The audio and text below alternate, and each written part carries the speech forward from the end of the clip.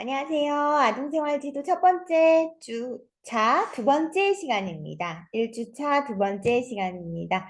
네, 첫 번째 시간에는요. 1주차 첫 번째 시간은 수업 계획서 설명드렸고요. 두 번째 시간에는 역량과 관련되어 있는 설명 잠시 드리고 그리고 유아생활지도 2회 부분 진도 나가도록 하겠습니다. 네, 본 교과목은 아동생활지도 교과목이었고요. 그리고 우리 수업 계획서 한 번 더 보시면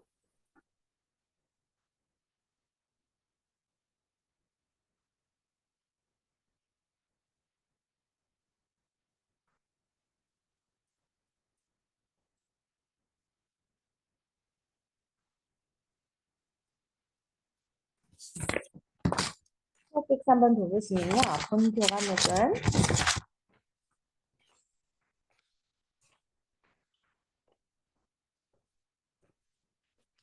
문제 해결 역량, 그리고 유아교육과정 운영 역량, 그리고 협업 실천 역량, 유아교사 의사소통 협력 역량에 해당하는 교과목이었습니다.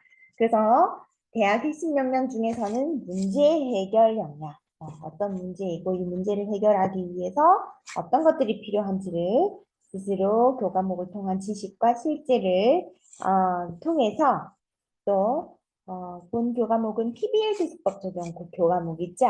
그래서 아동의 문제 행동에 대해서 어떤 것을 지원할 수 있는지 분석하는 과정을 통해서 여러분이 문제 해결 역량 그리고 또 대학의 핵심 역량이 아닌 전공 역량 중에서는 그것이 바로 유아교육 과정을 운영하는 전공 역량을 함량하는 길일 겁니다. 이해를 하시고요. 그리고 또 학습 목표 두 번째에서는 우리가 팀별로 PBL 교수법을 활용해서 긍정적으로 행동을 지도하기 위한 전략을 수립한다고 그랬지요.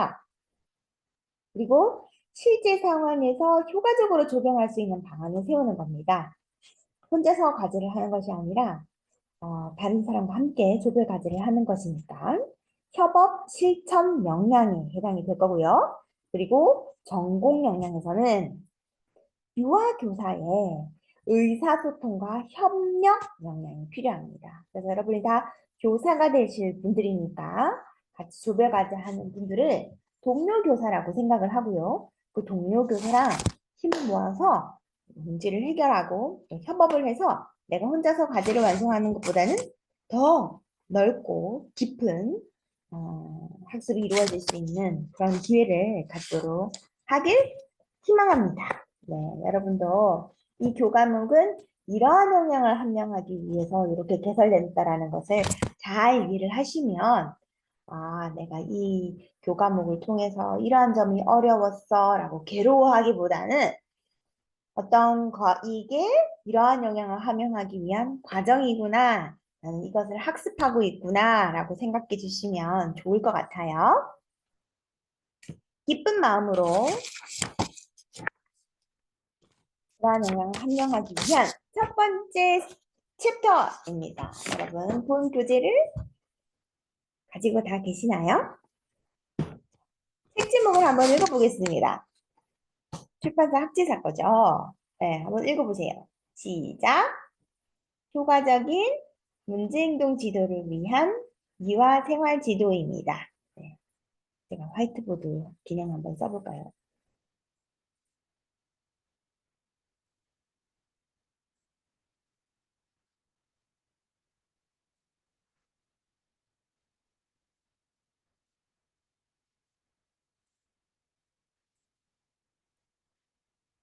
네, 이렇게 써집니다. 자, 효과적인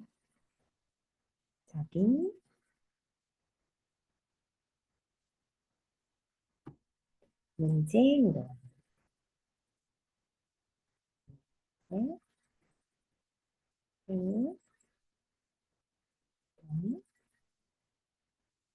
지도를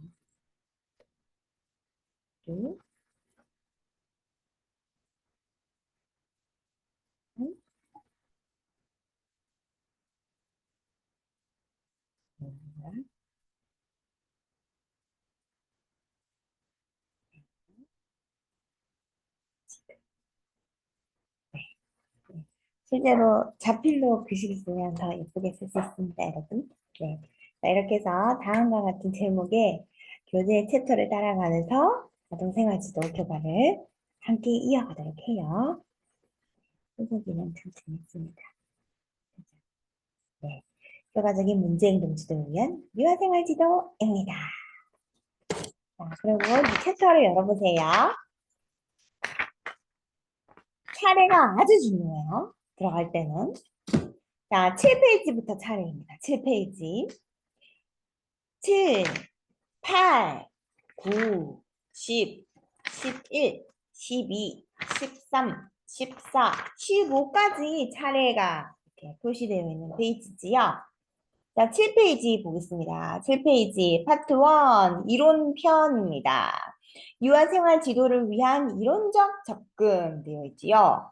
그러면 파트 2는 어디 있을까요? 파트 2는 몇 페이지인가요? 하나, 둘, 셋, 짜잔! 맞습니다. 13페이지입니다. 13페이지에 보면은 실제편이 시작이 되고요. 실제편은 유아생활 지도의 실제라고 해서 이렇게 나오고요. 자, 그럼 이론에는 뭐가 있을까?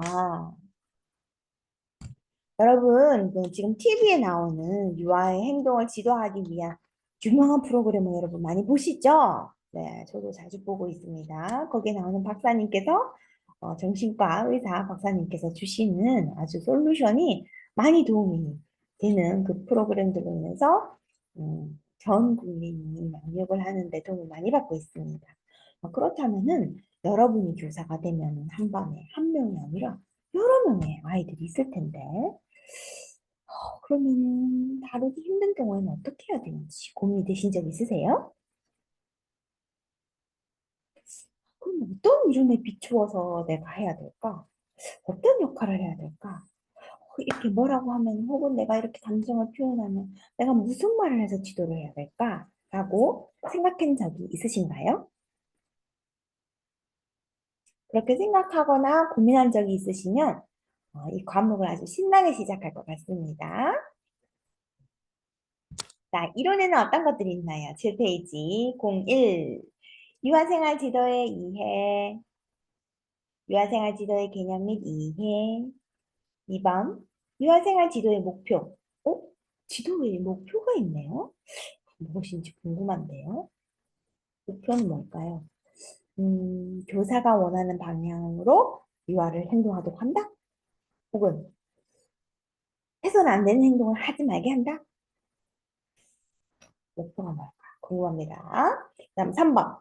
유아 행동에 대한 교사의 관점. 응? 그러면 행동을 지도할 때 교사의 관점이 중요하다라는 뜻인가? 중요하지 않다라는 것인가? 목표를 세워서 목표대로 그냥 해야 되는 건 아닌가? 교사의 관점이라는 건 왜 나왔을까? 라고 하는 궁금증이 드시죠? 저도 그렇습니다. 자, 그 다음에 4번, 따당! 오, 긍정적 생활지도 나와 있어요. 긍정적 생활지도. 에? 긍정적인 생활지도? 긍정적으로 생활지도 한다는 것은 뭘까요?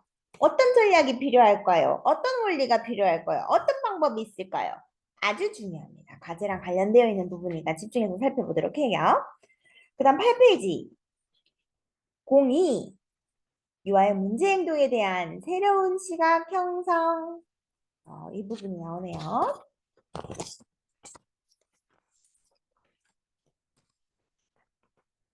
그다음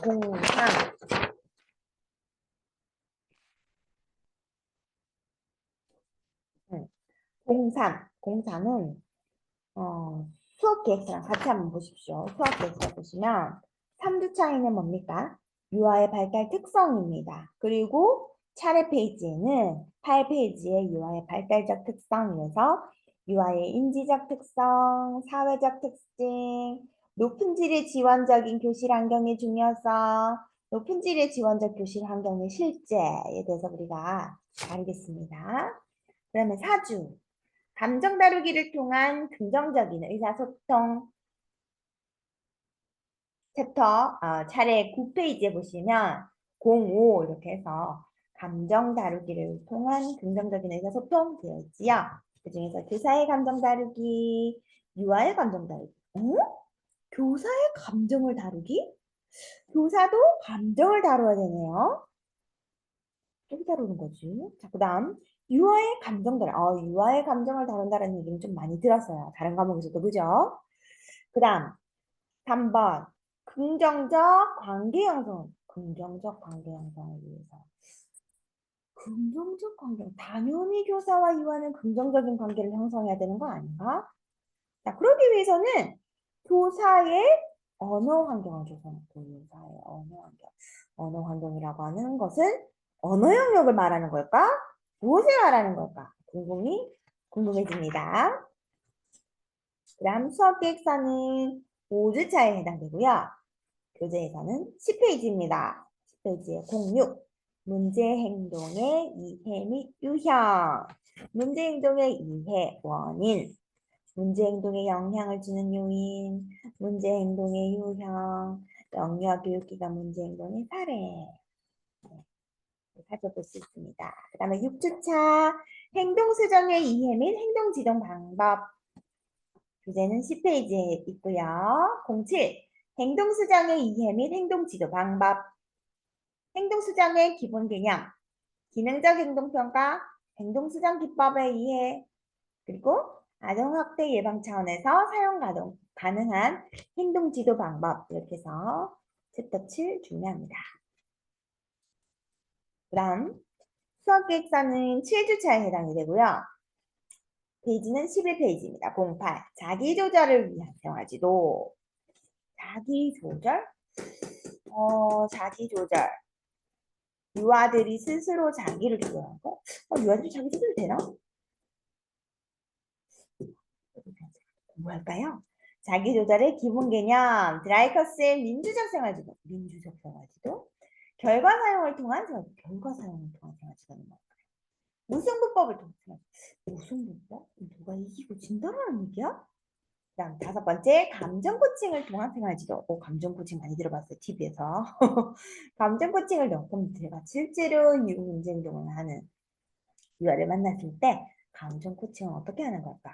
매우 궁금합니다. 그 다음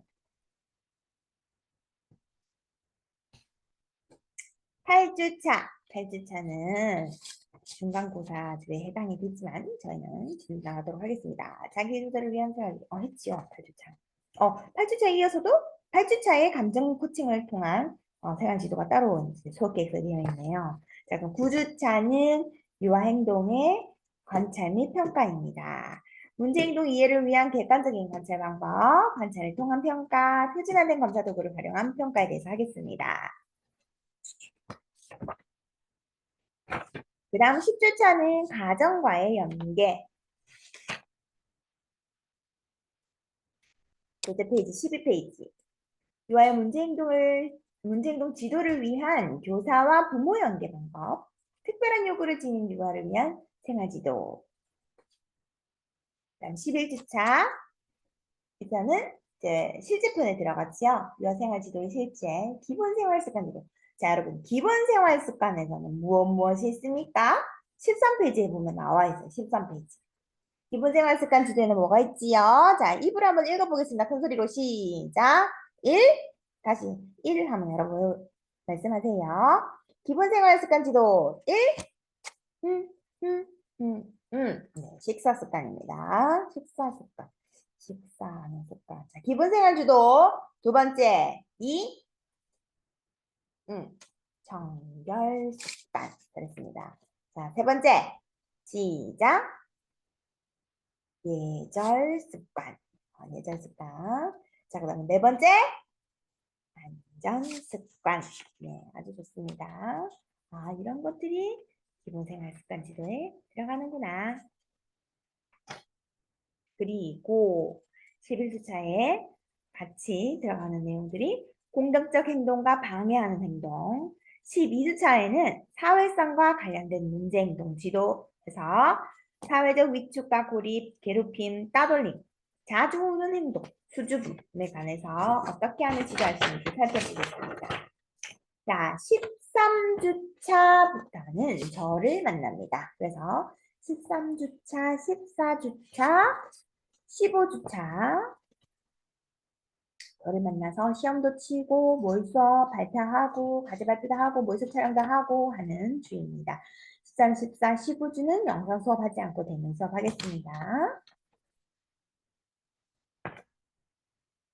네, 이렇게 진행이 되고요. 재미있겠죠? 영상 수업 듣는 것도 미루지 말고 저랑 부지런히 하도록 해요. 그렇다면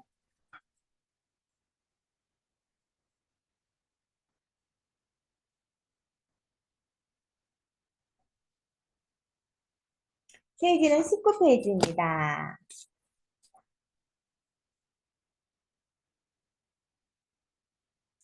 유아교육 기관에서 나타날 수 있는 유아의 행동은 매우 다양합니다. 유아의 다양한 행동 중에서는 적절하지 못한 행동이 있을 수 있지요. 적절하지 못한 행동에 대해서는 교사와 부모의 지도가 필요한데요. 유아의 행동을 지도하는 유아 생활 지도의 개념과 그 내용을 알아보고요. 또 그 궁극적 목표에 대해서도 한번 논의해 보도록 하겠습니다. 유아 행동에 대한 교사의 관점에 대해서 알아보고 유아 행동을 지도하는 긍정적인 생활 지도의 원리와 개념에 대해서 살펴봅시다. 짜잔! 19페이지 맨 밑에 보세요. 유아 생활 지도는 크게 봤을 때는 광의의 개념으로서는 전반적인 유아의 전반적인 생활을 지도하는 의미로 유아 생활 지도를 넓게 정의할 수 있고요. 또 좁게는 주로 문제가 되는 유아의 행동에 대한 집중적인 지도라고 해서 좁게 해석될 수 있습니다. 생활 지도의 중심 개념은 이끌다, 안내하다의 개념이고요. 생활 지도에는 학생이 여러 생활의 과제들을 수행해 가도록 교사가 적절히 지도한다라는 의미를 포함하고 있습니다.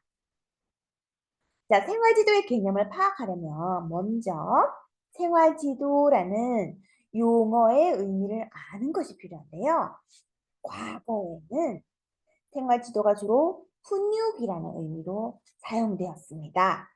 그런데 이 훈육은 교수, 가르치다, 그다음에 훈련 등과 같이 지시, 말로 지시하거나 가르치는 것을 의미했었어요.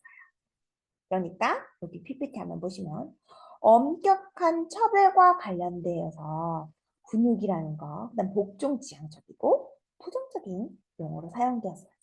그런데 시간이 지날수록 사고의 학교 교육에서는 엄격한 처벌을 훈육이라는 명목으로 사용해 오면서 훈육의 원래 의미가 변질되어 문제점이 있었어요. 그래서 1980년도에 에서는 미국 교육에서 학업과 훈육에 압력을 가하는 분위기가 조성되면서 복종지향적인 훈육 체계를 갖추게 되어가지고 학령기 교육뿐만 아니라 취약점 교육에까지 이게 영향을 미친 거죠. 그래서 유아교육자들은 유아들에게 복종을 강요하는 것은 처벌적인 훈육에서 벗어나 유아를 지도하는 접근법을 사용해야 된다고 주장했어요. 그래서 성인 중심의 훈육보다는 유아 스스로 자신의 행동을 통제하도록 하는 자율적인 자기통제, 자율적인 자기통제 중심으로 운영을 해야 한다고 하였습니다. 그래서 이러한 맥락에서 생활지도라는 용어는 훈육, 옛날에는 훈육을 사용을 했다면 지금은 어때요? 성인의 힘을 강조하는 부정적인 의미의 훈육에서 지금은 유아를 중심으로 지도하는 긍정적인 의미의 생활지도로 변화한 것입니다. 그래서 생활지도는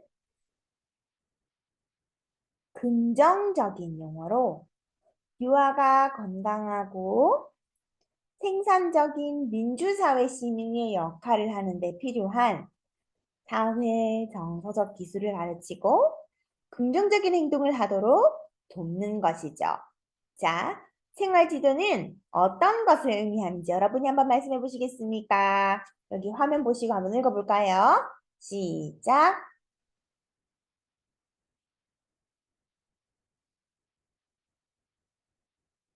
잘했습니다. 다시 한번 입으로 저랑 같이 한번 해보도록 하겠습니다. 생활지도는 유아가 건강하고 생산적인 민주사회의 시민으로서 역할을 하는 데 필요한 사회 정서적 기술을 가르치고 긍정적인 행동을 하도록 돕는 것입니다. 유아가 건강하고 생산적인 민주사회 시민으로 역할을 다하는 데 필요한 사회 정서적 기술을 가르치고 긍정적인 행동을 하도록 돕는 것입니다. 그래서 요약하면 유아가 다른 사람과 건강하게 관계를 형성하도록 지도하고요. 자신의 욕구를 수용되는 방법으로 표현하도록 지도하고요. 자율적으로 의사결정을 통해서 문제 해결을 할 수 있는 기술을 하도록 지도하는 것입니다.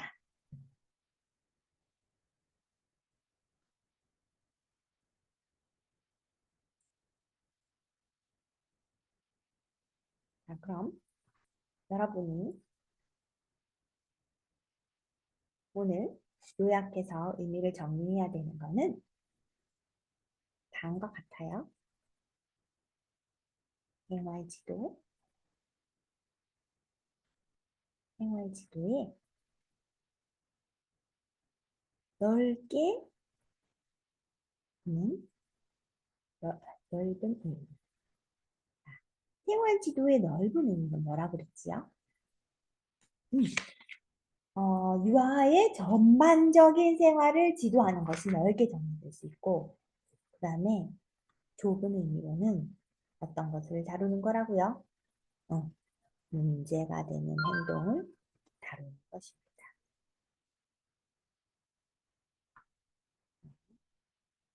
문제 행동에 대한 또 혹은 집중적인 지도가 필요한 것을 집중적인 지도가 필요한 행동을 다루는 것.